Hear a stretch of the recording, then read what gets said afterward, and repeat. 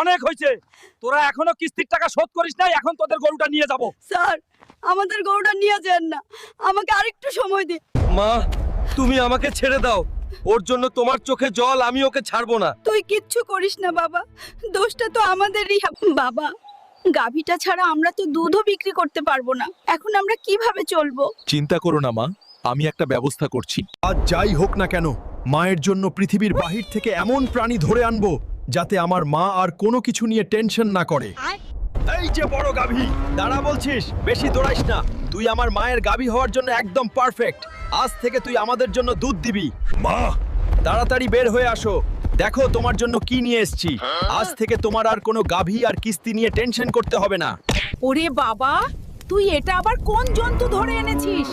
এই বিশাল জন্তুটা তো আমাদের ঘর উঠান সব ভেঙে ফেলবে। না মা, এই মঙ্গল গ্রহের গাভীটা আমাদের প্রতিদিন ৪০০